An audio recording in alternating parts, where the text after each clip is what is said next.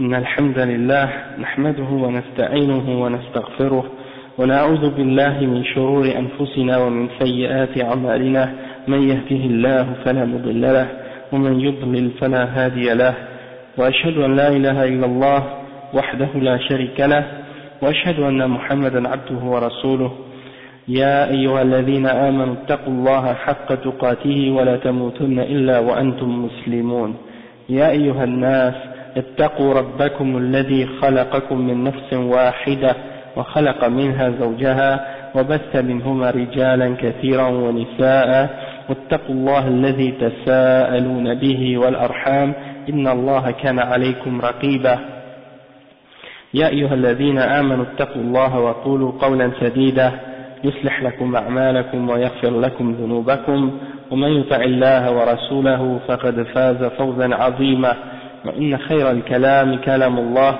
وخير الهدي هدي محمد صلى الله عليه وسلم وإن شر الأمور محدثاتها وكل محدثة بدعة وكل بدعة ضلالة وكل ضلالة في النار. أما بعد. Donc aujourd'hui c'est le cours numéro 7 dans l'explication des al-usul al-sitta. Wa alaykum salam wa rahmatullah, les 6 principes, et c'est l'explication du Cheikh Ahmed al-Najmi des 6 principes écrits par le Cheikh Mohammed ibn Abdul Wahhab. On a expliqué jusqu'à maintenant 4 parmi les 6 piliers, ou parmi les 6 principes plutôt, parmi les 6 usul. Et aujourd'hui on est arrivé le 5e, al-khamis, pardon, c'est le 5e fondement dans la série. Et avant de commencer à parler de ce 5e principe, j'aimerais faire une petite clarification au sujet d'un point qui a été mentionné vendredi passé de la part de quelqu'un qui est venu prier ici. Puis c'est quelqu'un qui m'a rapporté ces paroles-là en fait.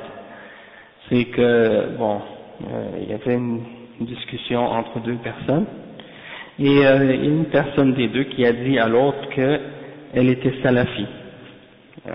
Donc l'autre personne a répondu en disant il faut pas dire qu'on est salafi parce que ça fait soi-disant de la division entre les musulmans et c'est pas bon parce que après soi-disant les non-musulmans ils vont regarder ça et ils vont voir que nous les musulmans on est divisés et puis il faut montrer qu'on est unis, il faut pas montrer qu'on est divisés. Et je vais juste donc clarifier ce point-là avant de commencer, Inch'Allah. C'est que premièrement la Ummah elle est divisée et c'est une réalité, personne ne peut le nier, et c'est pas le fait de se dire salafi qui va changer quelque chose au fait que la Ummah est divisée. Le fait de se dire salafi, ça ne fait pas augmenter la division de la Ummah, au contraire même, si ça se trouve ça aide à la diminuer, et pour différentes raisons qu'on va expliquer Inch'Allah. Mais premièrement, il y a une chose importante à comprendre, c'est que la division, c'est pas les salafis qui l'ont créée, cette division-là, elle existe déjà dans la Ummah. Et donc, nous, la différence, quand on dit qu'on est salafi, c'est pour clarifier notre position vis-à-vis des innovations et des groupes de bid'ah, pour qu'il y ait une distinction claire qui soit faite entre ceux qui suivent le Coran et la Sunna selon la compréhension des salaf salih et qui suivent leur aqidah et qui suivent leur manhaj, et la méthodologie des gens de bid'ah qui suivent des méthodologies qui sont apparues après les premiers siècles et qui contredisent dans leur manhaj la croyance des salaf salih, des sahaba et des tabi'in et des tabi'in, et qui contredisent également leur manhaj dans plusieurs points de l'islam. Donc La division, elle était là. Comme le prophète sallallahu alayhi wa sallam l'a expliqué, il a décrit que cette umma allait se diviser en 73 sectes et qu'une seule allait être au paradis et que toutes les autres allaient être en enfer, les 72 autres allaient être en enfer, et que c'est le groupe qui a suivi l'exemple du prophète sallallahu alayhi wa sallam et de ses compagnons. Donc c'est pas une question de prétendre être sur la voie des Sahaba, mais c'est une question de celui qui amène les références et les preuves de ce qu'il prétend, qui fait la distinction. Et comme j'ai dit, le fait de nier, ou le fait d'essayer de montrer qu'on est unis entre nous les musulmans, c'est pas ça qui va régler le problème, et c'est pas ça qui va arranger la situation. Au contraire même, ça risque de créer un plus grand danger, et c'est que justement la vérité et le faux soient confus et mélangés, et puis que les gens ne soient plus capables de distinguer entre ce qui est le vrai islam et ce qui est faux parmi les choses qu'est-ce que les gens ont ramené et innové et ajouté qui ne fait pas partie de l'islam. D'accord? Donc, il faut qu'il y ait cette distinction-là. Et même si c'est le fait qu'on va parler aux kuffars, aux non-musulmans, il est important de leur clarifier qu'on est différent, qu'on est salafi, et qu'il y a des différences entre les musulmans. Il y a les khawarij, il y a les shi'a rafida, il y a les mu'tazila, il y a les asha'ira, il y a les maturidiyya, il y a les murji'a, il y a les soufiyya, et toutes ces autres firaq. Et on dit, nous, on est des salafis, pour se distinguer d'eux, et pour que les kuffars, eux aussi, sachent qu'il y a des différences entre les musulmans, et qu'il y a des gens qui s'accrochent à ce qui a été ramené par le prophète sallallahu alayhi wa sallam, et au Coran et à la Sunna et aux Sahaba, et il y en a d'autres qui ont dévié de cette voie-là. Et la preuve de ça, c'est que je lisais il n'y a pas longtemps un article dans un site de l'Église catholique qui critiquait certains points de la religion musulmane. D'accord? Et dans l'analyse de la critique qu'ils ont fait, j'ai remarqué que qu'est-ce qu'ils attribuaient à l'islam dans leur critique, c'était pas une critique de la position de Ahl Sunnah wal Jama'a et de Salaf Salih, mais c'était en réalité une aqida parmi les aqidas des Asha'ira et des Mu'tazila, et ils critiquaient les musulmans en se basant sur la position des Asha'ira sur la question de Qadar, et ils prétendaient que c'était la position des musulmans. Alors, pour montrer qu'ils ont quelque chose et qu'ils sont capables de répondre aux musulmans, ils présentent la position des Asha'ira, qui est une des sectes de Bid'a parmi les sectes des musulmans, et ils présentent leur position à eux, et ils essaient de montrer que leur position à eux, elle est meilleure. Donc, c'est une injustice qu'ils font en même temps à l'islam, du fait qu'ils prétendent réfuter les musulmans alors qu'ils réfutent une secte qui est apparue minimum 400 ans après le prophète Mohammed sallallahu alayhi wa sallam. Avant ça, on n'en a jamais entendu parler. Donc, c'est une injustice qu'ils font à l'islam et aux musulmans. Et ça, c'est juste un exemple. L'exemple aussi de ceux qui, par exemple, critiquent l'islam par rapport à ce que font les Khawarij aujourd'hui, des attentats terroristes, des exécutions, et aussi par exemple des exécutions qu'ils font par exemple dans les pays musulmans actuellement. Ils attrapent quelqu'un qu'ils déclarent eux-mêmes comme étant un kafir, un murtad, un apostat, et ils le filment et ils lui coupent la tête dans une vidéo et ils mettent ça sur internet, et après ils disent voici le sort des apostats dans l'islam, et ça c'est l'application de la charia, et voici comment on applique le jugement d'Allah. Alors qu'ils n'ont aucune autorité, ils ne sont pas les gens qui ont été mis en position, ils ne sont pas des dirigeants, ils ne sont pas des chefs d'État, ils ne sont pas des juges officiels dans le pays, ils n'ont aucune autorité quelconque, mais ils se sont déclarés eux-mêmes comme étant les responsables des musulmans. Ils se sont organisés en quelques petits groupes, et puis ils se donnent le droit d'appliquer les punitions et les peines et les règles de l'islam.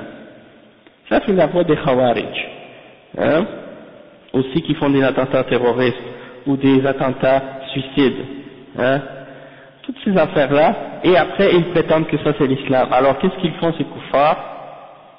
Ils prennent ces positions-là et ils le montrent comme étant la position de l'islam. Et ils prennent les arguments que les Khawarij montrent comme étant des preuves de ce qu'ils font pour avancer ou pour supporter ce qu'ils font dans le Coran et dans la Sunna, comme par exemple les versets qui parlent de djihad, et les versets qui parlent de tuer les murtaddin, et les versets qui parlent de ci et ça, hein, et ils les présentent en disant, regardez, c'est ça l'islam, et c'est ça ce que les musulmans doivent faire, et c'est ça ce que ces gens-là font. Et ceux qui, parmi les groupes modernistes, disent, non, l'islam c'est pas ça, eh ben, ils les opposent en présentant les arguments des takfiriyin et des djihadiyin et des khawarij. On dit, regardez, ceux-là ils disent que c'est pas ça, alors que voici les preuves du Coran qui prouvent que ce qu'ils font c'est correct. Et les deux ont tort. Les modernistes ont tort et les khawarij ont tort. Mais c'est la position de Ahl Sunnah wal Jama'a qui est entre ces deux extrêmes-là qui amène la position correcte. C'est-à-dire, oui, il y a les versets qui parlent de les punitions pour les murtaddin, il y a les ayats qui parlent du djihad, il y a les choses de ce genre, mais tout ça, c'est des règles et des lois qui sont uniquement appliquées par les chefs d'État officiels des pays musulmans. Ok? Et c'est eux qui décident, hein, si on fait le djihad ou non, et selon la capacité des musulmans de pouvoir le faire ou non. Et d'appliquer les peines, c'est le murtaddin. C'est pas à n'importe qui dans la rue parmi les musulmans de se donner le droit. Quelqu'un ne peut pas marcher dans la rue, il voit une femme par exemple qui porte pas le hijab, et puis il s'en va, puis il la frappe, il dit mets ton hijab. Un musulman n'a pas le droit de faire ça. Et de dire par exemple, après il mentionne les ayats et les hadiths qui parlent de l'amr bil ma'ruf wa nahy anil munkar, leur donner le bien et interdire le mal, et essayer de justifier ce qu'il fait en se basant sur ça. Parce que de changer le mal avec la main, ça c'est uniquement pour les dirigeants. La même chose pour celui qui voirait quelqu'un faire la fornication, l'adultère, et qui voudrait par lui-même appliquer les peines de l'islam sur lui. Eh bien je vais le fouetter un nombre de coups de fouet, ou bien je vais le lapider moi-même. Ça se fait pas comme ça. C'est comme si un Québécois, par exemple, ou un Canadien, ou un Américain, prenait le code pénal canadien, il s'en allait dans la rue, puis il attrapait les criminels, puis il voudrait appliquer lui-même les jugements et les verdicts de la loi canadienne sur les gens. Il voit un voleur, il dit bon, ah toi t'as volé, il le prend, il l'amène chez lui, il le met dans une pièce avec un cadenas, puis il l'enferme. On dit la peine dans la loi canadienne, c'est que tu dois être enfermé tel nombre de jours et tel nombre de semaines, ou bien combien d'années. Ah, toi tu as fait un viol, ok, bon moi je vais te punir. Et il veut appliquer lui-même la loi sur les gens et l'exécuter. Donc il est juge et en même temps il est policier et en même temps il est citoyen, les trois en même temps. C'est lui qui exécute la loi, qui décide comment l'appliquer et qui il se donne lui-même l'autorité de le faire. Ça, il n'y a personne qui dit ça au Canada. Il n'y a personne qui est d'accord avec ça. Donc la même chose dans l'islam. Les lois d'Allah et les jugements et les peines et les punitions, c'est pas aux musulmans et aux individus de les appliquer et de faire qu'est-ce qu'ils pensent, comment ils pensent les appliquer, ou des groupes qui s'organisent dans un État et qui se déterminent un chef parmi eux pour essayer de les appliquer, mais ça c'est au chef de l'État de le faire. Et si le chef de l'État, il ne juge pas selon les règles de la charia dans ces questions-là, eh ben, c'est à lui par exemple de le faire avec le temps. Si par exemple il ne le fait pas, que Allah subhanahu wa ta'ala le guide pour qu'il arrive, Inch'Allah, à l'appliquer. Hein? Et s'il n'applique pas la charia dans son pays, parce que souvent les pays musulmans, ils appliquent des lois qui viennent des Français, des Anglais, de l'Europe, qui ont été établies durant la colonisation. Et eux, quand maintenant ils sont au pouvoir, ils ont trouvé ces lois-là déjà là avant lui. Donc il ne fait que les suivre et les appliquer. Mais peut-être avec le temps, Inch'Allah, Allah va les guider, ces dirigeants-là, pour qu'ils comprennent et qu'ils soient capables respecter les règles de la charia, et de les appliquer le mieux possible, selon leur capacité. C'est ça l'important, et ça vient avec le da'wah, et ça vient avec la patience, ça vient pas du jour au lendemain. Donc ça c'est juste un exemple, et c'est pour ça l'importance de clarifier les positions de l'islam par rapport à l'islam, et non pas par rapport à qu'est-ce que les gens veulent ou qu'est-ce que les gens aiment. Si par exemple un musulman aujourd'hui, il va parler aux médias, il commence à dire des choses sur l'islam à la télé, et qu'il dit la vérité, mais il y en a des musulmans à qui ça ne va pas faire plaisir, même si c'est la vérité. Alors ils vont dire, ah lui il ne nous représente pas. Pas parce que ce qu'il dit est contraire au Coran et la Sunna, mais parce que c'est contraire aux passions d'une grande majorité de musulmans. Donc aujourd'hui quelqu'un va être critiqué parmi les kuffars comme étant un mauvais exemple des musulmans pour des choses qui parfois sont vraies. Et certains parmi les musulmans vont le critiquer également pour qu'est-ce qu'il a dit. Alors qu'il y a des fois des choses que certains groupes musulmans disent au sujet de l'islam qui sont complètement fausses, mais parce que ça fait plaisir à certains musulmans, et parce que c'est en accord avec leur passion, et parce que c'est en accord avec les passions des kuffars aussi, eh bien ils applaudissent ces paroles-là et ils disent oui, eux ce sont des bons représentants de la communauté et des musulmans, alors que ce qu'ils disent c'est complètement faux. Et donc il faut retourner, c'est pour ça qu'il faut retourner toujours à juger les choses selon le Coran et la Sunna, et pas selon nos désirs et nos passions.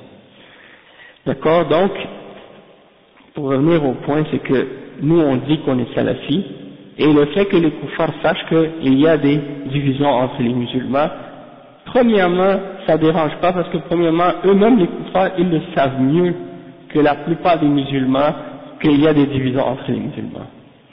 Il y a parmi eux des spécialistes dans les questions de l'islam et les questions des groupes et des différentes sectes et différentes tendances, et donc, mustashriqin, des soi-disant islamologues et des religiologues, ou je sais pas comment ils les appellent encore, qui étudient les différents groupes musulmans et les différentes sectes et qui connaissent leur histoire, leur historique, le fondateur de chacune de ces sectes, dans quelle région on les retrouve, etc.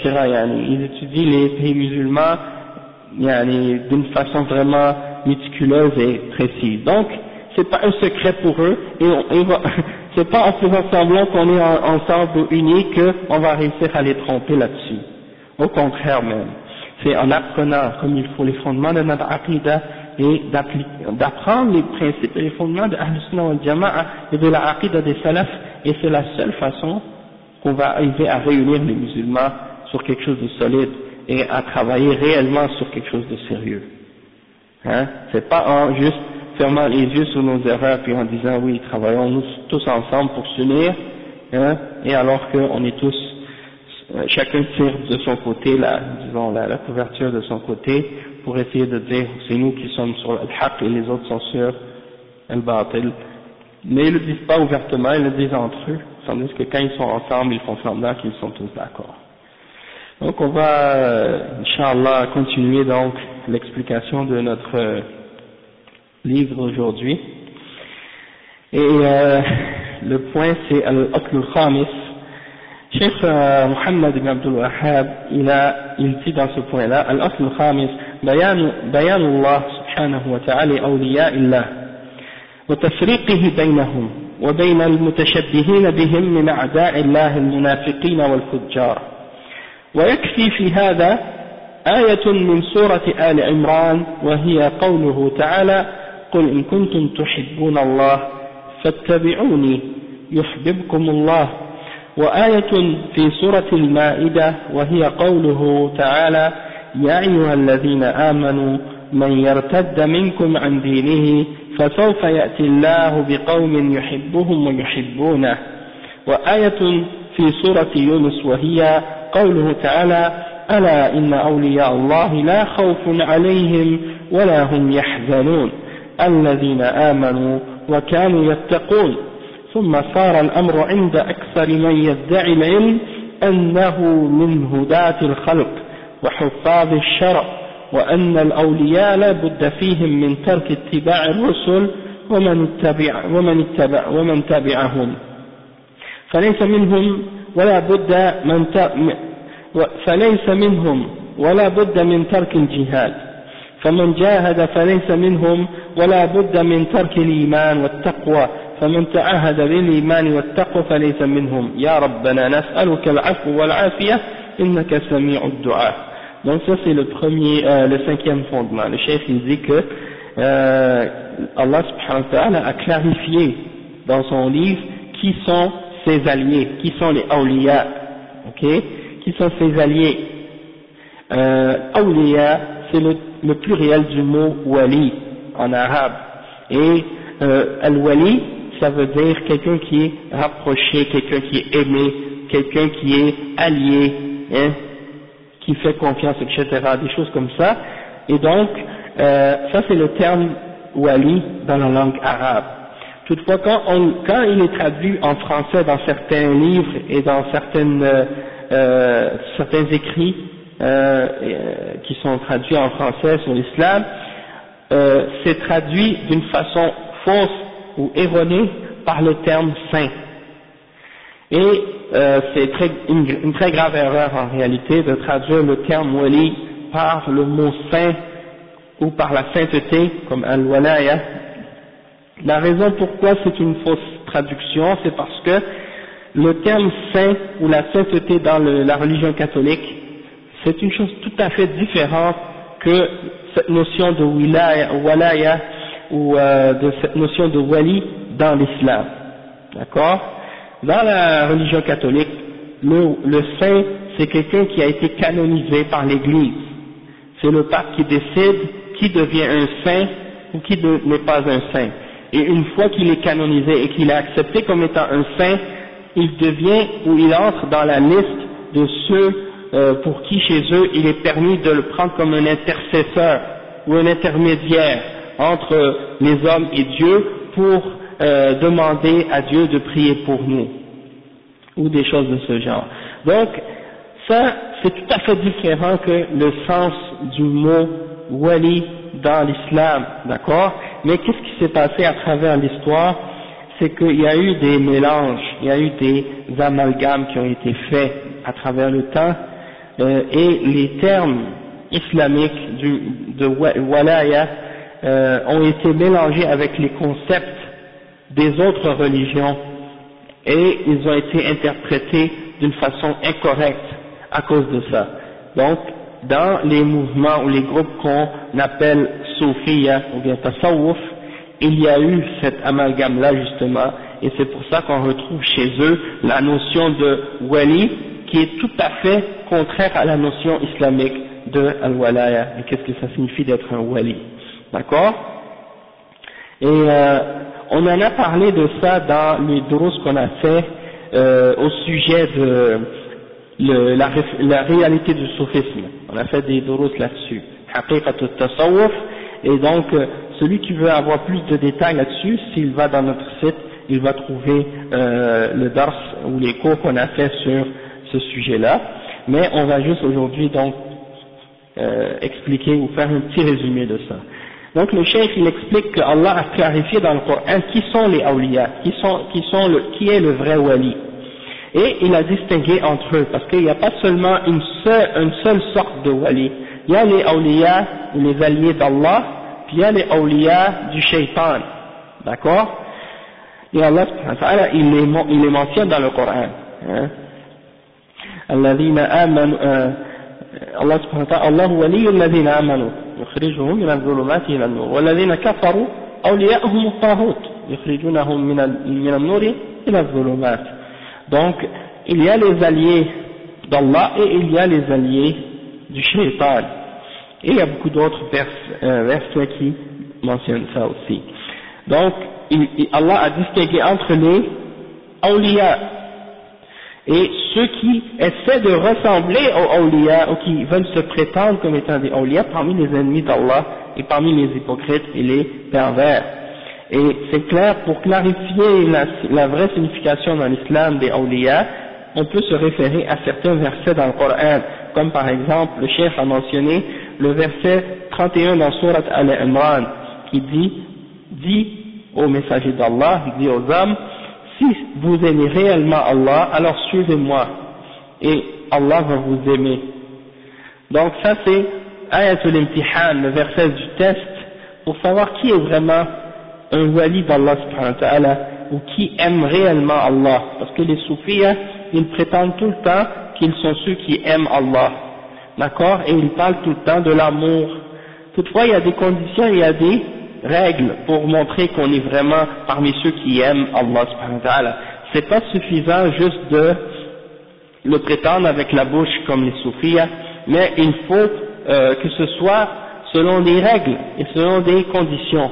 Et Allah subhanahu wa ta'ala, dans ce verset-là, il a mis la condition la plus importante pour montrer qu'on aime réellement Allah subhanahu wa ta'ala, et c'est la condition de suivre le prophète Muhammad sallallahu alayhi wa sallam.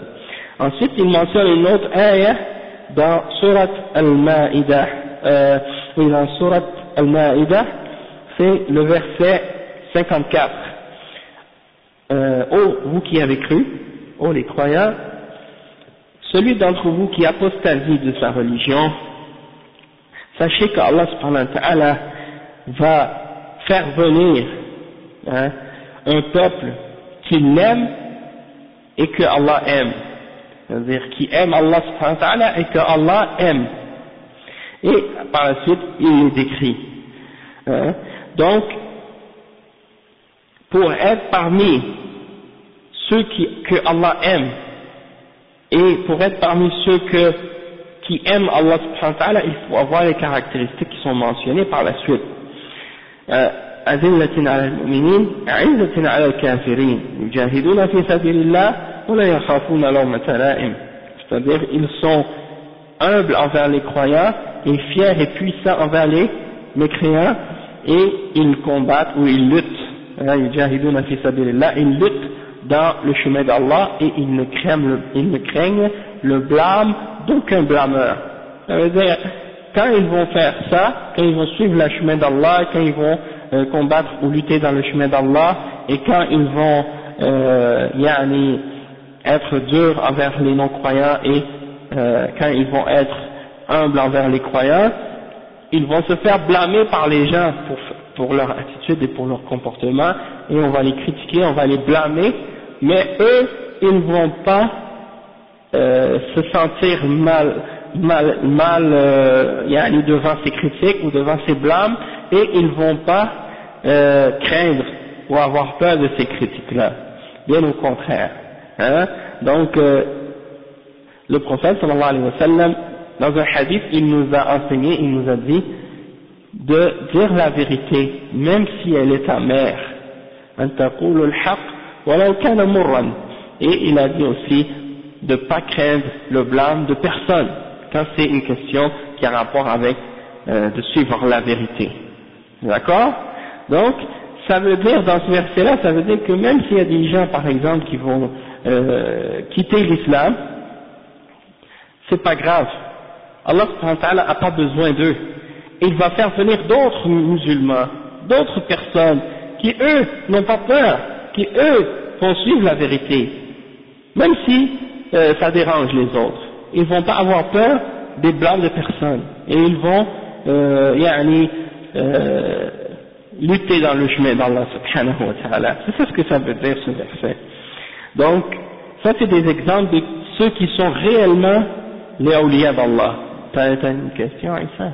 54 dans Al-Ma'idah. Ouais, dans le Al-Ma'idah. Oui, ensuite, il y a l'autre verset que le cheikh a mentionné, qui est une définition des awliya et une description de qui ils sont aussi. C'est le verset 62 et 63 dans Surat Yunus. Ça dit: ألا إن أولياء الله لا خوف عليهم ولا هم يحزنون الذين آمنوا وكانوا يتقون. C'est-à-dire, certes, les alliés d'Allah subhanahu wa ta'ala, ils n'auront eu aucune crainte et ils ne seront pas attristés non plus. Et dans la suite, Allah les décrit en disant, ce sont ceux qui ont cru et qui ont eu at-taqwa. Kanu yattaqun, c'est-à-dire ils avaient at-taqwa. C'est-à-dire, at-taqwa c'est quoi? C'est ils font ce que Allah leur ordonne de faire et ils s'éloignent de ce que Allah a interdit, dans le but de se protéger du châtiment d'Allah subhanahu wa ta'ala. Ittiqa, c'est ça. At-taqwa min al-wiqaya, c'est se protéger. Donc ils cherchent une protection contre Allah subhanahu wa ta'ala en faisant ce que Allah aime et en s'éloignant de ce que Allah n'aime pas. Ça c'est une définition des awliya. Et donc, d'après cette définition-là, toute personne qui est un bon musulman, un bon croyant, qui fait ce qu'Allah aime et qui s'éloigne de ce qu'Allah interdit, il est un wali. Même si, parfois, ça peut arriver de sa part qu'il va faire quelques péchés, mais il va se repentir à Allah et il va revenir au droit chemin. Celui-là, c'est un wali, même s'il a fait des erreurs, même s'il a fait des péchés. C'est pas une condition qu'il soit parfait.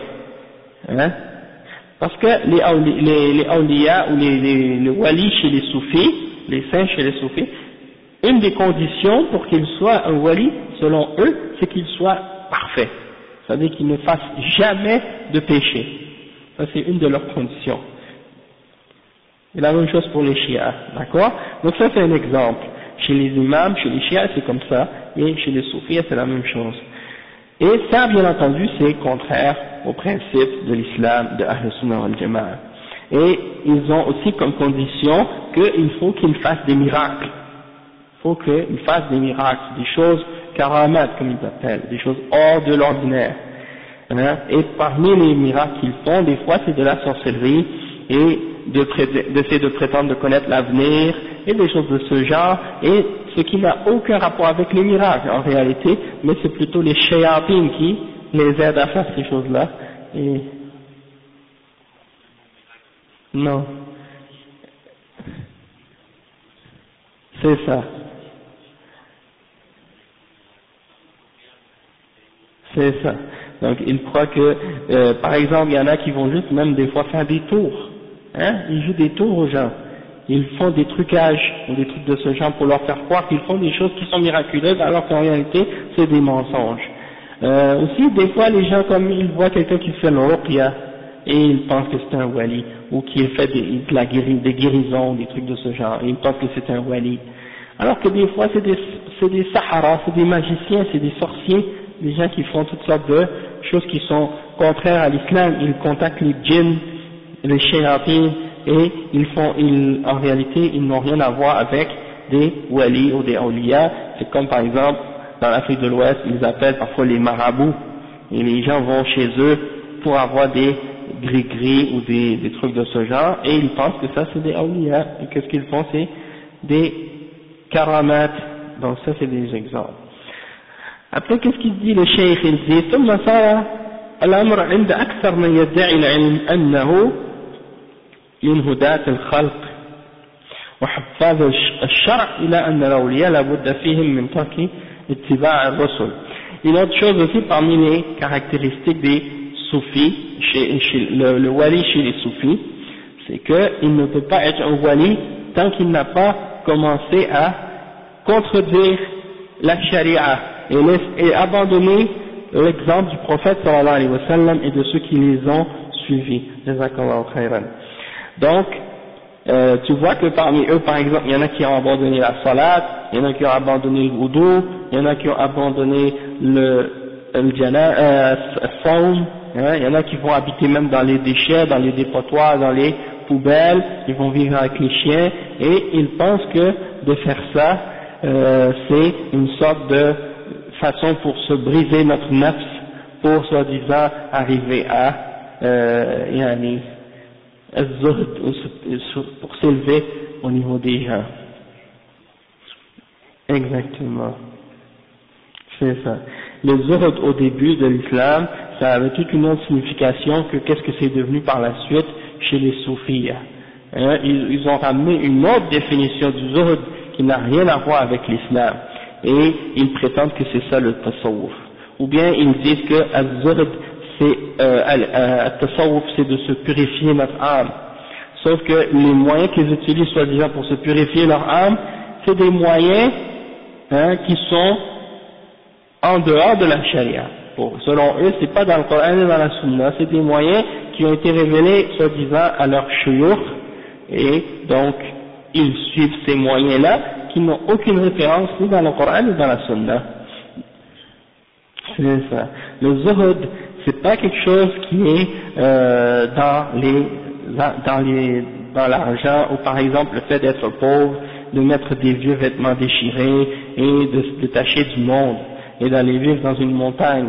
Le zuhd, c'est au contraire que tu possèdes les richesses et la belle vie et tout ce qu'il y a dans cette dunya, sauf que tu la laisses pas entrer dans ton cœur et que tu t'attaches pas à cette dunya. Tu te dis en toi-même, même si tu le possèdes, tu te dis ça appartient à Allah, il nous l'a donné, et quand il décide, il va la reprendre, et s'il la reprend, ça va pas enlever rien dans mon cœur, dans le sens que je veux pas être malheureux si je le perds, et le fait de l'avoir non plus, je suis pas plus heureux que si je l'avais pas. Ça m'est égal en fait, que je l'ai ou que je l'ai pas. Ça vient d'Allah et je suis reconnaissant et je remercie Allah subhanahu wa ta'ala. Parce qu'il y a parmi les prophètes et les messagers d'Allah, certains qui ont eu tout ce que quelqu'un peut désirer dans la dunya. Comme Sulayman, alayhi salam. Allah lui a tout donné. Le pouvoir sur toutes les choses dans la création, les djinns et les hommes, et il avait l'argent et le pouvoir, il était un roi, en même temps il avait les femmes et tout ce que quelqu'un peut désirer dans ce monde. Et pourtant, il était zahid, et il aimait Allah subhanahu wa ta'ala, et il est parmi les awliya, il est parmi les messagers d'Allah, sallallahu alayhi wa sallam. Donc, il faut juste comprendre ce point-là, c'est important. Mais eux, les soufis, ils ont imaginé autre chose, ils ont inventé d'autres choses. Ils ont imaginé des gens qui ont abandonné le ilm, abandonné le djihad, et ils ont cru que celui qui abandonne pas la foi, et abandonne pas les principes de la taqwa, eh bien pour eux ce sont pas des awliya. Non, c'est ça. Bon, comme le père il dit à propos de Badawi, parce que souvent, comme on dit des fois, ces gens-là, ils ont établi des gens comme étant des awliya, alors qu'ils n'ont rien à voir avec les awliya d'Allah. Ils n'ont pas suivi l'exemple des messagers. Et comme le père il dit à propos d'Al-Badawi, Al-Badawi c'est ceux que les gens vont faire le hajj à sa tombe en Égypte, et ben, ils le considèrent comme étant un saint, alors qu'il n'a rien fait de bon dans sa vie. Qu'est-ce qu'il a fait, comme le père dit, il a uriné dans la mosquée, et à cause de ça, ils ont dit que c'était un wali. Oui, uriner dans la mosquée. Et il y a des gens comme ça, il y en a il y a un frère qui me racontait l'histoire une fois, il y en a un parmi les, soi-disant les awliya, ils l'ont appelé Ibrahim al-Uryan. Pourquoi il l'a appelé Ibrahim al-Uryan? Et parce qu'en pleine khutbah, il a enlevé ses vêtements devant tout le monde. Et il a fait la khutbah tout nu. Complètement nu. Non, et là ils ont dit ça c'est un wali. C'est comme ça. Ça c'est les exemples des awliya chez les soufis. Et quand vous regardez dans le livre des soufis, quand ils parlent de leurs awliya, vous voyez les descriptions qu'ils donnent d'eux, c'est des gens qui ont ces genres de descriptions-là, et c'est des choses étranges et bizarres. Maintenant, qu'est-ce qu'il dit le cheikh Ahmed al-Najmi au sujet de ce principe-là? Il dit هذا الأصل ركز فيه شيخ الإسلام محمد بن عبد الوهاب رحمه الله على الصوفية الذين يزعمون أن الأولياء الذين يظهرون بالأحوال والكرامات وتبدو منهم الشطحات، فزعموا أن الشيخ هو من تقرب بالقرب من الله إلى أن يصل إلى درجة تسقط عنه فيها التكاليف، فيشرب الخمر فتنقلب في فمه لبنا، وإذا زنى بامرأة قالوا إنما أفاض عليها من نوره. ومن أراد أن يعرف ما عليه الصوفية من الشطح والكفر والادعاءات العريضة لحقوق الله عز وجل غير مبالين ولا مكثرين، فليرجع إلى كتاب الكشف عن الصوفية لأول مرة، وكتاب هذه هي الصوفية لعبد الرحمن الوكيل، بل إنهم يجعلون ذلك فخرا لهم وإنهم قد بلغوا إلى مرتبة لم يبلغها غيرهم. وإن الشيخ هو الذي يرى الله عيانا ويتحدث معه ويلقى النبي صلى الله عليه وسلم وما أشبه ذلك من الادعاءات التي لعب بهم الشيطان فيها فأضلهم عن الطريق المستقيم وأخرجهم إلى طريق أصحاب الجحيم، فهم يزعمون أن هؤلاء هم أولياء الله ليس غيرهم. أما من اتبع الكتاب والسنة وعني بالحديث والآثار وتكلم في الفقه وأمر بالاستقامة على شرع الله فهؤلاء يسمون أهل الظاهر. وشيوخ الصوفية عندهم أهل الباطل، بل إنهم حقيقة هم أهل الباطل بدل النون لام. فالشيخ الإسلام رحمه الله يشكو من أهل زمانه لأنهم يجعلون أولياء الله من هم أعداء لله وحاربوه أشد المحاربة، ولكن هل القول قولهم والاعتقاد اعتقادهم؟ لا، ولكن حقيقة الولي هو من يعظم كتاب الله ويعظم سنة رسول الله صلى الله عليه وسلم ويتبع الرسول صلى الله عليه وسلم في كل قول وفعل وفي كل أمر واعتقاد. قال الله تعالى: قل إن كنتم تحبون الله فاتبعوني يحببكم الله ويغفر لكم ذنوبكم والله غفور رحيم. قال تعالى: ألا إن أولياء الله لا خوف عليهم ولا هم يحزنون الذين آمنوا وكانوا يتقون. Donc le cheikh Ahmed al-Najmi il dit ici que le cheikh Mohammed Abdul Wahhab dans ce fondement-là et dans ce principe-là ici, il s'est concentré sur les soufiyas. Et as-soufiyya, on a expliqué déjà que ça vient de l'origine de la laine, as-souf, okay, parce que les premiers d'entre eux, soi-disant, ils voulaient imiter les moines chrétiens qui portaient des vêtements de laine et ils préféraient soi-disant les vêtements de laine parce que ça montrait un certain détachement de la dunya, et donc ils ont été appelés soufis à cause de ça. Pourtant, parmi les soufis, il y en a qui prétendent que soufis, ça vient de safa, c'est-à-dire la pureté, alors qu'en réalité si c'était les safa, on disait safa'i et non pas soufi. Et il y en a d'autres qui disent que ça vient de par exemple as-safwa, pour dire le meilleur, hein, la crème de la crème parmi quelque chose, et quand on dit le meilleur d'entre quelque chose. Et si c'était ça, on dirait pas soufi, on dirait safawi, hein. Et il y en a d'autres qui disent aussi que ça vient de Ahl Suffa, les gens de Suffa qui étaient à Al-Madinah Al-Munawwara à l'époque du prophète sallallahu alayhi wa sallam.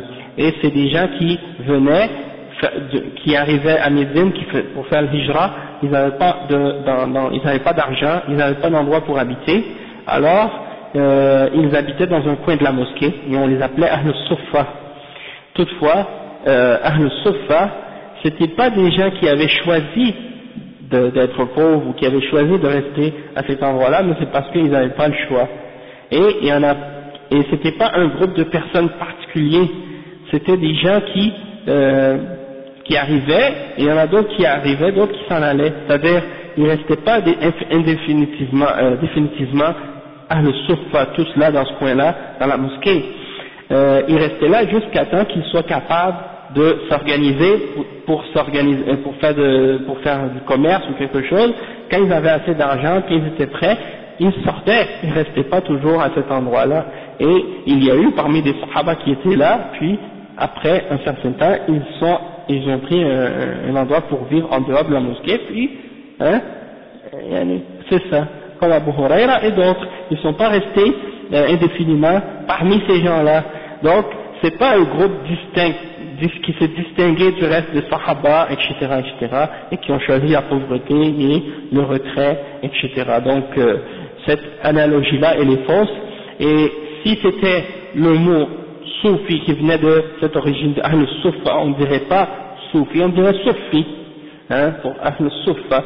Donc il y a beaucoup d'analogies ou d'exemples sur l'origine étymologique du mot soufi qui ont essayé de tirer certains exemples pour montrer qu'ils ont une source ou une origine avec l'islam, alors qu'il n'y a aucune référence, aucun exemple qui revient jusqu'à les textes du Coran et de la Sunna pour prouver que ça a un lien avec le Coran et la Sunna, d'accord? Donc c'est quelque chose qui a été innové, qui est venu bien longtemps après. Ensuite, bien entendu, il y en a qui, comme les ulama ont expliqué là, mashahata fil istilah. Si c'était une question de istilah, que déjà se sont donné ce mustalah pour se décrire, par exemple pour dire, nous on se décrit par ce terme-là, pour dire qu'on suit quelque chose, comme par exemple on dit au sujet du fiqh, ou au sujet de usul al-fiqh, ou mustalah al-hadith, ou al-lugha al-nahw, que ça c'est des termes qu'on a utilisés pour décrire certaines sciences, et donc le soufisme ça fait partie de ça, c'est une science qui explique comment purifier l'âme, etc., etc. Donc si c'était le cas, ok, et ben dans ce cas-là on pourrait dire oui, c'est vrai. Toutefois, on voit que dans les principes de at-tasawwuf, il y a des choses qui sont en contradiction avec le Coran et la Sunna. Et donc, étant donné que c'est le cas, qu'il y a des contradictions avec le Coran et la Sunna, et que plusieurs ulama ont écrit des livres de réfutation des soufis, des soufiyas, comme par exemple l'imam Ibn al-Jawzi dans son livre Talbis Iblis, et beaucoup d'autres parmi les ulama aussi, qui ont critiqué les soufiyas. Donc, étant donné qu'on voit qu'il y a eu cette critique-là, eh ben, on peut dire que, c'est pas quelque chose qui est juste une question d'istilah, mais il y a aussi une question aussi de déviation à ce sujet-là. Donc, le chef dit que ça, ici, le but c'est de critiquer les soufiyas. Ceux qui croient que les awliya sont ceux qui montrent qu'ils ont atteint certains stades ou états ou niveaux dans la religion en faisant certains miracles ou karamat comme ils les appellent, et qui montrent certaines choses qu'ils font qui sont très graves en fait, qui sont contraires à la pratique et à la croyance de l'islam. Et il croit que ce cheikh là, une fois qu'il s'est rapproché à Allah et qu'il a fait beaucoup d'adoration, il est arrivé à un certain degré que toutes les obligations et les interdictions sont tombées pour lui. C'est-à-dire il n'est plus obligé, après avoir atteint ce degré de foi, il n'est plus obligé de faire les prières, de faire le jeûne, de faire les choses obligatoires, et il n'est plus obligé de s'abstenir de ce qui est haram et de s'éloigner de ce qui est haram. Comme le cheikh il dit que certains d'entre eux, parfois tu les vois, ils vont boire de l'alcool, et cet alcool-là, elle va se transformer dans leur bouche, elle va devenir du lait. Donc, il dit, si tu vois le cheikh qui boit du vin ou de l'alcool, dis pas qu'il boit de l'alcool, parce que ce vin-là dans sa bouche, il se transforme en lait. Non. Donc, en fait, chez les soufis, al-walaya, la sainteté ou la notion de sainteté chez eux, c'est quelque chose d'héréditaire. C'est-à-dire que si ton père est un wali, alors ça se transmet de père en fils.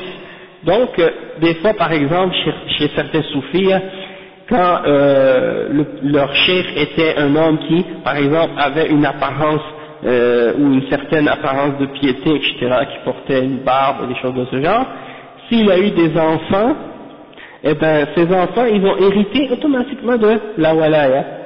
Et donc, même s'ils ne sont pas pratiquants, même s'ils ne font pas la prière ou autre chose, ils sont considérés comme étant des awliya juste par le fait qu'ils sont des descendants de ce cheikh. Exactement. Donc, comme tu dis, comme s'ils disent qu'ils sont les descendants du prophète sallallahu alayhi wa sallam, ils se considèrent encore plus privilégiés, et même tu les vois, ils font rien de qu'est-ce qui est obligatoire dans l'islam, et ils font tous les péchés, et ils disent, ça y est, nous on est des awliya, on est des ashraf et des choses de ce genre. Allah understand. Oui, c'est ça. Ouais. Non, des fois ils ont des cartes, c'est écrit dessus que, soi-disant, ils sont des descendants du prophète sallallahu alayhi wa sallam, comme au Maroc. Subhanallah. C'est grave. Donc, le cheikh il dit, des fois tu le vois aussi, le cheikh qui va faire une zina avec une femme. Il dit, si tu vois le cheikh faire le zina, dis pas qu'il a fait la fornication, l'adultère. Tu dis que il a non, c'est ça, c'est comme si il a fait entrer en elle un peu de sa lumière, d'accord? Donc ça c'est un exemple comment ils essaient toujours d'interpréter les péchés de leurs shuyukh. Le cheikh dit, et ceux qui veulent savoir plus sur les graves déviations des soufiyas et de leurs actes de mécréance ou des croyances qu'ils ont qui sont kufr et de leurs prétentions qu'ils ont, il peut retourner au livre comme le livre qui s'appelle Al-Kashf an al-Soufiyya li awwali marra, le dévoilement du soufisme pour la première fois. Ça c'est un bon livre aussi, c'est une grosse brique qui parle en détail des déviations du soufisme et de ses origines. Et il y a un autre livre qui est plus petit qui s'appelle Hadihi hiya Soufiyya, voici ce qu'est le soufisme. C'est écrit par un des ulama qui s'appelle Abdurrahman al-Wakil, qui est un Égyptien, qui lui-même était un soufi et qui lui-même était justement avec les Asha'ira et qui a fait tawba et qui est devenu parmi les grands ulama par la suite. Abdurrahman al-Wakil, il faisait partie des Ansar al-Sunnah al-Muhammadiyya en Égypte, et puis par la suite il a écrit plusieurs livres pour réfuter les gens de bid'ah, et il était fort dans ses réfutations et en particulier dans ce livre-là. Le cheikh il dit que les soufis dans leur livre, quand ils parlent de ces erreurs-là, ils en parlent avec fierté. C'est des choses pour lesquelles, au sujet desquelles ils sont fiers. C'est pas des choses ils n'ont pas honte de ces choses-là. Au contraire même, ils s'en vantent. Et ils arrivent même au point de dire que leur cheikh, il voit Allah avec ses yeux, et qu'il lui parle, et que Allah parle avec lui, et qu'il rencontre le prophète sallallahu alayhi wa sallam, et que le prophète sallallahu alayhi wa sallam lui parle. Donc ça c'est des prétentions qu'ils font, et le shaitan a joué avec eux à ce sujet-là, et donc il les a déviés du droit chemin, et il les a fait sortir du droit chemin, et il les a fait aller vers le chemin qui mène à l'enfer, alors que eux ils croient et ils prétendent être parmi les alliés d'Allah subhanahu wa ta'ala, et que nul autre qu'eux sont des awliya, c'est-à-dire c'est seulement eux les awliya. Mais pour eux, celui qui suit le Coran et la Sunna, et qui se limite au Coran et la Sunna, et qui s'occupe d'étudier le Coran et la Sunna et les hadiths et les athars, et qui explique les règles de fiqh, et qui ordonne aux gens de rester droit sur la charia d'Allah, eux ils considèrent que ceux-là sont les gens de al-Zahir, Ahl-al-Zahir ils les appellent, c'est-à-dire les gens qui prennent qu'est-ce qui est apparent, tandis que eux ils disent nous on est les gens de al-Batin, les gens de l'intérieur, vous êtes les gens de l'apparence de l'extérieur, nous on est les gens du cœur, de l'intérieur, de ce qui est à l'intérieur, al-Batin. Et en réalité, le cheikh dit, et en réalité, ce sont les gens du Ba'atil, en réalité, ce sont les gens du Ba'atil, on remplace le Nun par un Lam, pour dire que c'est les gens du mensonge et de la fausseté, d'accord? Parce que cette division-là entre Al-Ba'atil et Al-Zahir, ça c'est inventé par les gens de Dalal, pour essayer de diviser la Sharia, pour dire que ceux qui suivent la Sharia sont des gens ordinaires, simples, qui comprennent pas, tandis que les gens du Ba'atin sont des gens qui ont atteint d'autres niveaux plus élevés dans la foi, dans la compréhension de l'islam, et qui n'ont plus besoin de s'attarder aux affaires extérieures et apparentes, donc ils travaillent juste sur le cœur et l'intérieur, d'accord? Et bien entendu ça c'est une forme d'égarement, parce que l'islam, la charia, elle n'est pas pour les gens seulement du Zahir, et la charia ne s'occupe pas uniquement du Zahir, mais elle s'occupe aussi du Batin et du Zahir, les deux ensemble. Et tout ce qui est en dehors de la charia, c'est Batil, c'est ça la réalité. Tout ce qui est en dehors de la charia, c'est Batil. C'est la même chose pour ceux qui ont divisé l'islam en tariqa et haqiqa. En charia, ou bien ils disent, nous on suit al-haqiqa et vous suivez l'islam ou la charia, nous on suit al-haqiqa ou al-tariqa. Donc, exact.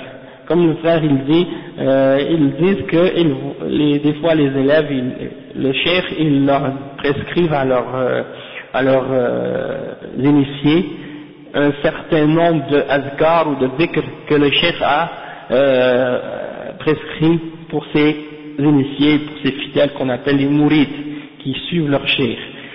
Et une fois qu'ils les récitent régulièrement comme un devoir personnel qu'il est obligatoire de respecter, de réciter ces dhikrs-là à certains moments de la journée, un certain nombre de fois que le cheikh a prescrit, et bien là, à un certain moment donné, soi-disant, il va voir le prophète sallallahu alayhi wa sallam dans un rêve. Et le frère il dit que le cheikh, lui, il va dire par la suite, moi je le vois tout le temps, même en état d'éveil, le prophète sallallahu alayhi wa sallam. Et la réalité à ce sujet-là, c'est comme ça, c'est que le cheikh ne peut pas admettre que son élève devienne plus que lui, ou voit plus que lui le prophète sallallahu alayhi wa sallam. Alors, si l'élève dit qu'il a vu le prophète sallallahu alayhi wa sallam dans le rêve, alors il devient égal avec le cheikh. Donc, il faut que le cheikh invente un autre mensonge maintenant pour essayer de monter plus haut. Alors il va dire, moi je ne le vois pas seulement en état de sommeil, mais même en éveil je le vois. Et c'est l'exemple de Ahmed Tijan qui prétendait qu'il voyait le prophète sallallahu alayhi wa sallam en plein éveil et qui venait lui parler, qu'il le voyait comme ça, en plein jour.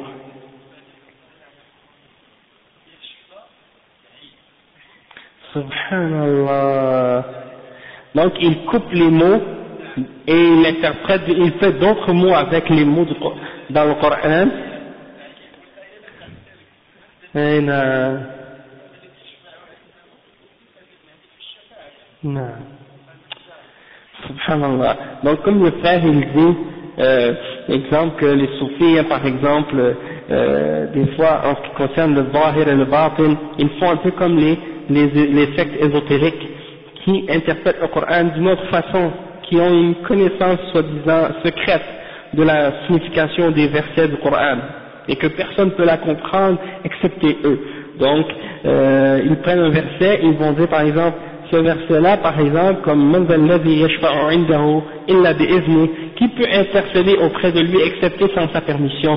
Ils disent par exemple, ah ça c'est un verset qui il faut pas le prendre dans son sens apparent comme les gens ordinaires le comprennent.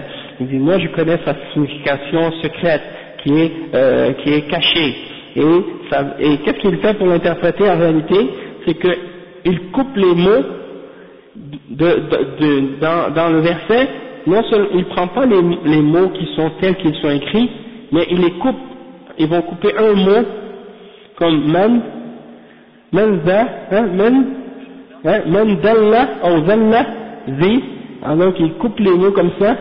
Yashfa'i. Donc pour essayer de couper les mots pour former d'autres mots et leur donner une nouvelle signification par la suite. Donc ça c'est un exemple comment ils jouent avec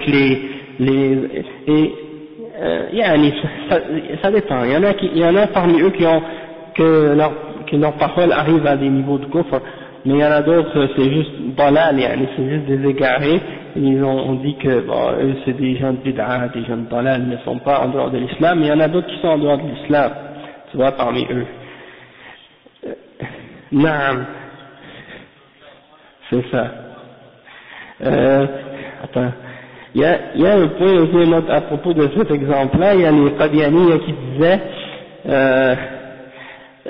l'exemple des Qadianiyya, ou non pas des Qadianiyya, des Soufis aussi, au Pakistan, il y a un frère qui m'a raconté cette histoire-là. Ils prennent le verset par exemple qui dit Qul innama ana basharun mithlukum. Ils prennent le verset innama ana basharun mithlukum, ça dit je ne suis qu'un homme, un être humain comme vous. Hein? Le verset dit ça pour réfuter ceux qui essaient d'élever le prophète sallallahu alayhi wa sallam à un niveau plus haut que l'humanité. Eux ils prennent le verset et disent Qul inna ma ana basharun mithlukum. C'est-à-dire je ne suis pas, ils coupent le verset pour essayer de dire non, je ne suis pas un être humain comme vous. Donc c'est comme ça qu'ils jouent avec les mots pour les couper, pour les déformer et pour après ça les interpréter à leur façon. Madame? Ah oui c'est ça. Donc, une autre shubha qu'ils utilisent aussi souvent, comme le père il dit, c'est qu'à chaque fois quand tu leur dis un hadith par exemple que le prophète sallallahu alayhi wa sallam a dit la tatruni kama atrat an-nasara bi'Isa ibn Maryam innama ana 'abd faqulu 'abdullah wa rasuluhu, n'exagérez pas la magnification comme les chrétiens ont exagéré à propos de Jésus fils de Marie, je ne suis qu'un serviteur, alors dites un serviteur d'Allah et un messager. Ou bien quand Allah il dit dans le Coran Qul, dit je ne suis qu'un homme comme vous, qu'un être humain comme vous, eux ils disent pour répondre à ces preuves là, ils disent ah mais ça c'est la modestie du prophète sallallahu alayhi wa sallam, il ne voulait pas se vanter, etc. Alors que ça c'est faux. Yani, si le prophète sallallahu alayhi wa sallam avait à dire quelque chose, il le disait, ce n'était pas par crainte de fierté ou de modestie. La preuve, il dit ana sayyidu waladi Adam wa la fakhr, et je suis le chef ou bien le sayyid, le maître des fils d'Adam, et il n'y a pas de fierté là-dedans. Il dit je dis pas ça pour me vanter, et dans d'autres hadiths il dit des choses comme ça, ana atqakum lillah wa nakhshakum lillah, etc. Il dit ça des fois. C'est pas pour se vanter, sauf qu'il faut pas exagérer à son sujet, puis les à des niveaux, eux ils essaient de dire ah ça c'est des preuves pour dire qu'il est modeste, et non pas des preuves pour dire que il est comme qu'on n'a pas le droit d'exagérer dans sa glorification ou des choses comme ça. Donc ça c'est des exemples de shubuhat qui sont donnés par ces gens-là. Donc ce sont des gens du batil et non pas des gens du batin. Et le cheikh il dit que Ibn Taymiyyah, rahimahullah, il se plaignait des gens de son époque qui ont pris des gens de cette catégorie-là qui sont des ennemis d'Allah comme étant des alliés, comme étant des awliya, alors qu'ils n'ont rien à voir avec les awliya. Et il les a combattus d'une guerre féroce, et il les a combattus par la parole, et il les a combattus aussi par sa plume. Cheikh al-Islam Ibn Taymiyyah, il a dans son Majmu' al-Fatawa, il y a 2 volumes qui parlent des soufis, et même dans les autres volumes aussi, il y en a d'autres réfutations des soufis, comme le volume qui parle de Tasawwuf, je pense que c'est le volume 10 et le volume 11. Il y en a un qui parle de Tasawwuf et l'autre qui parle de Ilm al-Suluk, et il parle de beaucoup de soufis là-dedans. Puis il y a d'autres rasaïl dans les autres livres où il critique aussi les soufis. Donc, alhamdoulilah, il y en a parmi les soufis aujourd'hui, alhamdoulilah, qui essaient de se référer à Ibn Taymiyyah et qui prétendent qu'il était lui-même un soufi et qu'il était de la tariqa al-Qadiriyya et des choses de ce genre, et ça bien entendu c'est des mensonges au sujet d'Ibn Taymiyyah et c'est des fausses interprétations. Qu'est-ce qu'ils font? Ils prennent une citation de 2 ou 3 lignes dans un livre d'Ibn Taymiyyah où il mentionne du bien à propos de certains parmi les premiers soufis, parmi les salafs, qui étaient dans la définition du zuhd telle qu'elle était connue à l'origine de l'islam par les salafs. Oui, c'est ça, ça n'a rien à voir avec le soufi qui est apparu par la suite, et donc ils essaient d'utiliser ces paroles-là pour ces soufis comme étant une référence pour dire que Ibn Taymiyyah était d'accord avec le soufisme et qu'il était un soufi lui-même, alors que c'est faux. Et s'ils prenaient le reste des paroles d'Ibn Taymiyyah dans un volume de 700 pages, tu vas citer 4 ou 5 lignes pour essayer de prouver qu'Ibn Taymiyyah était un soufi. Pourquoi tu mentionnes pas les 700 restes, les 700 autres pages où il massacre et détruit les fondements des égarements des soufis dans ce livre-là. Donc c'est des exemples de malhonnêteté de la part des soufis quand ils agissent de cette façon. Et il y en a un une fois, qu'est-ce qu'il faisait, Allah Musta'an, pour vous montrer à quel point ils sont malhonnêtes, j'ai vu qu'il y en a un qu'est-ce qu'il a fait? Il a écrit un livre sur Ibn al-Qayyim et sa position par rapport à la musique. Je pense que vous l'avez peut-être déjà mentionné, non? Ben, ok. Ibn al-Qayyim, dans son livre par exemple, Irasatul Lahfan, il réfute les gens qui essaient de permettre la musique ou faire de la musique religieuse, des musiques au nom de l'islam ou pour adorer Allah subhanahu wa ta'ala parmi les soufis. Il les réfute. Alors, ils mentionnent leurs arguments et puis ils les réfutent. Eux, qu'est-ce qu'ils ont fait? ils ont pris seulement les arguments des soufis, puis ils ont coupé les réfutations d'Ibn Qayyim, où ils mentionnent leur fausseté et qui montrent qu'ils sont en contradiction avec l'islam. Donc, et après ils ont marqué, regardez, Ibn Qayyim al-Jawziyya, il est d'accord avec la musique. Alors moi j'étais étonné, et puis tout de suite j'avais pas cru, ni quand j'ai lu ça. Je suis retourné au livre, et j'ai trouvé le contraire de ce qu'il dit, et qu'ils ont coupé. En réalité, ils montrent donc quand j'ai vu ça, j'ai dit, vraiment on peut pas faire confiance à qu'est-ce que tu trouves dans ces livres-là, parce que c'est des menteurs, ces gens-là. Non, avec Ibn Taymiyyah aussi.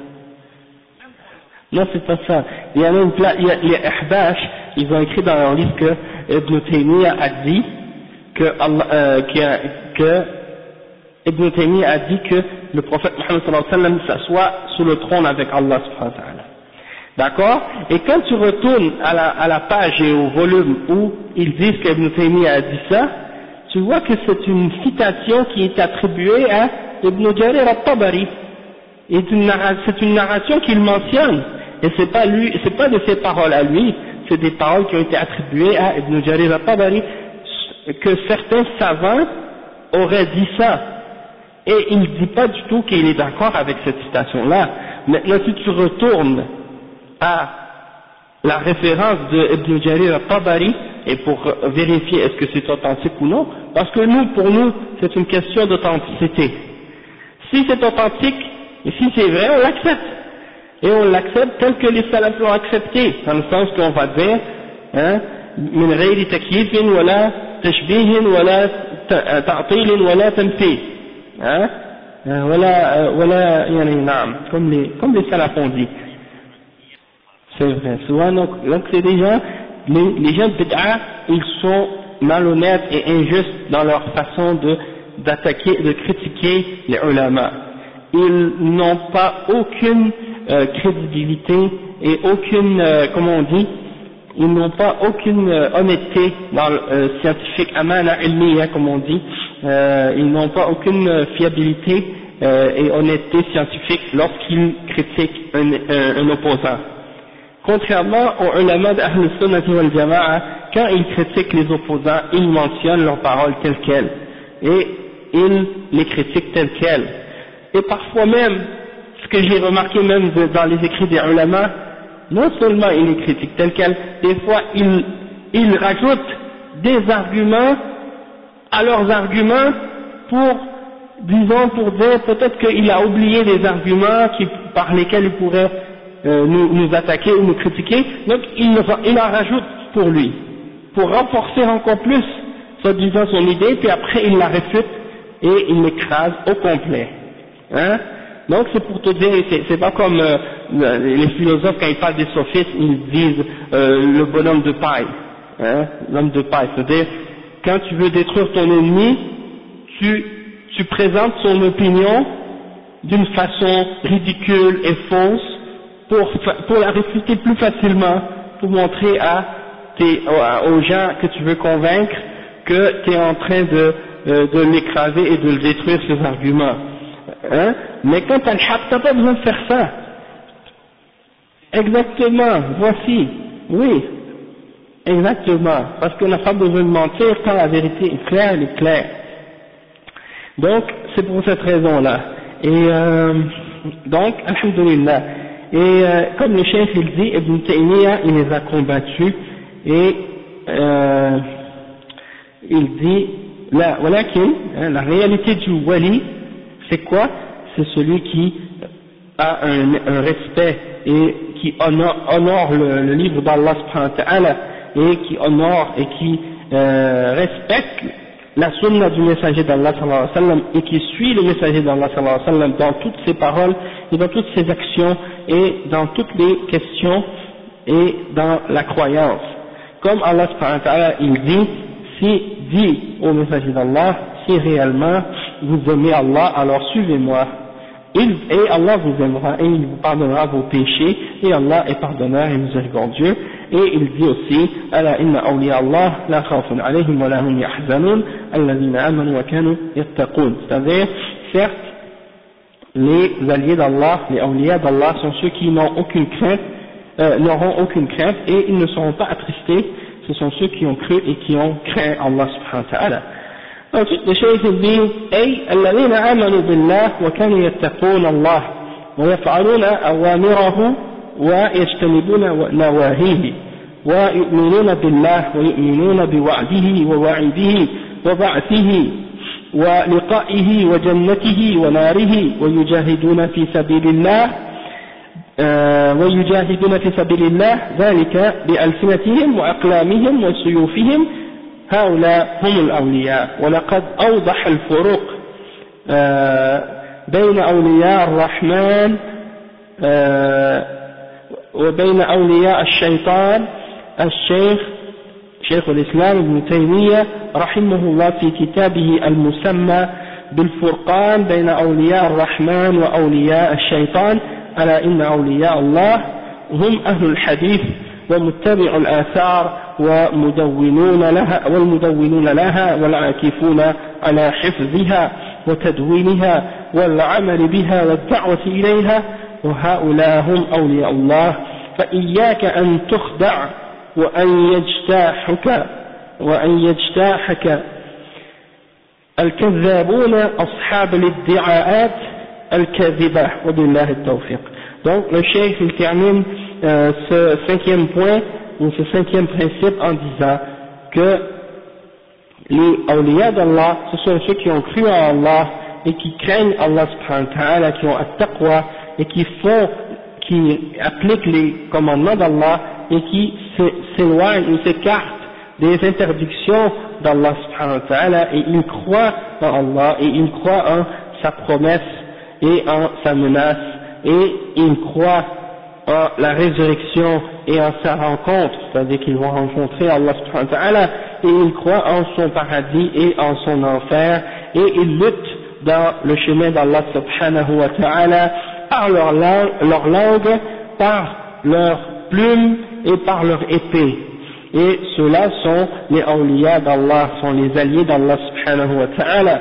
Et Cheikh al-Islam ibn Taymiyyah rahimahullah, il a expliqué et clarifié les distinctions qui existent entre les awliya d'Ar-Rahman et les awliya du shaytan rahimahumullah dans son livre Al-Furqan bayna awliya Ar-Rahman, la distinction entre les alliés de Allah et les alliés du shaytan. Et il a expliqué que les alliés d'Allah subhanahu wa ta'ala, ce sont Ahlul Hadith, les gens qui suivent le Hadith et qui suivent Al-Athar, et qui l'ont gardé, qui les ont réunis dans des recueils et dans des livres, et qui se sont forcés, qui ont fait beaucoup d'efforts et qui ont travaillé pour la mémoriser et la mettre par écrit et de l'appliquer et d'appeler à cette sunna et au hadith, etc. Donc c'est eux qui sont les awliya d'Allah subhanahu wa ta'ala. Alors prenez garde de vous faire tromper, et prenez garde que les menteurs et les gens qui font des fausses prétentions vous écartent du droit chemin, et le succès vient d'Allah subhanahu wa ta'ala.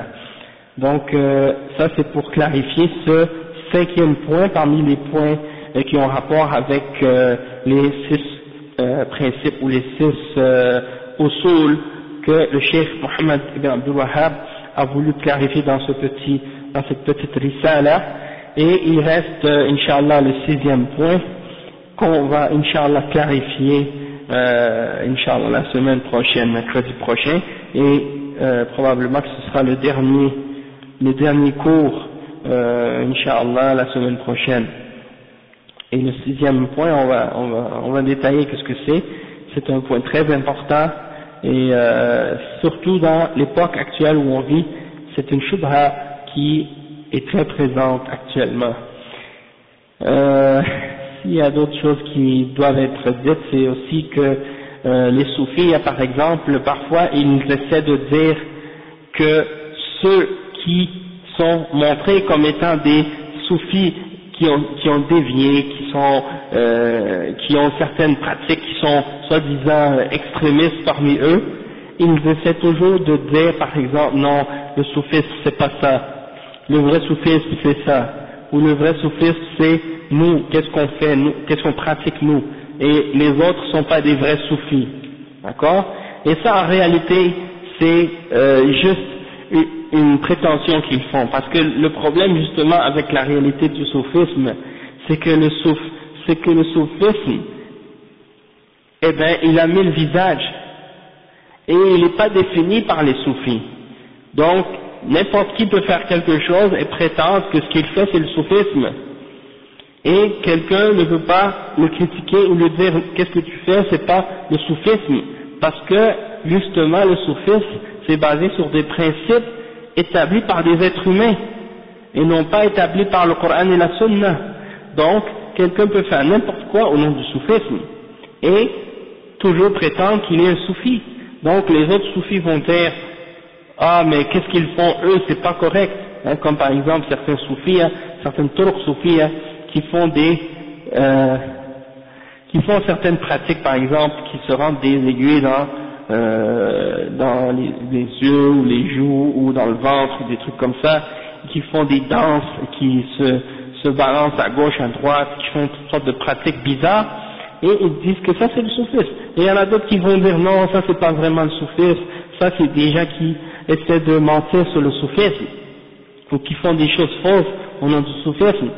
Et donc les autres ils vont répondre, ils vont dire non, c'est parce que eux ils n'ont pas encore atteint notre niveau dans le soufisme, et donc ils connaissent pas les secrets et les points que nous on a découverts, que Allah nous a soi-disant montrés.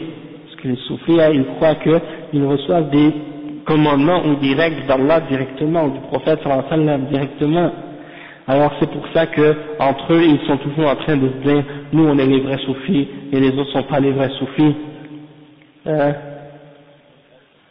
C'est ça, chacun il prétend que sa tariqa c'est la vraie, et on sait qu'il y a des centaines et des centaines de turcs différentes et chacune d'entre elles prétendent être meilleures que les autres, même si quand ils se réunissent ils essaient de montrer qu'ils sont tous unis, mais en réalité ils sont tous les uns contre les autres. تحسبهم جميعا وقلوبهم شتى, c'est les croire unis alors que leur cœur se déchire entre eux.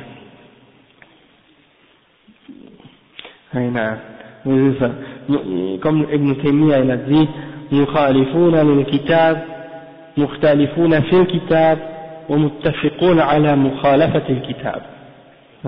Ça c'est qu'est-ce qu'Ibn Taymiyyah a dit au sujet des gens de bid'a. Ils sont en divergence, et c'est-à-dire ils divergent, ils contredisent le livre, et ils sont tous en désaccord entre eux au sujet de la compréhension du livre et l'application du livre, du Coran, de la Sunna, mais ils sont tous d'accord entre eux pour contredire le livre. Ils ne sont pas d'accord entre eux, mais ils sont d'accord sur une chose, c'est qu'il faut qu'ils fassent le contraire de ce qui est dans ce livre, et contredire le livre. Donc on va s'arrêter ici, Inch'Allah, et on continuera donc mercredi prochain. Subhanakallahumma wa bihamdik, ashhadu an la ilaha illa anta astaghfiruka wa atubu ilayk.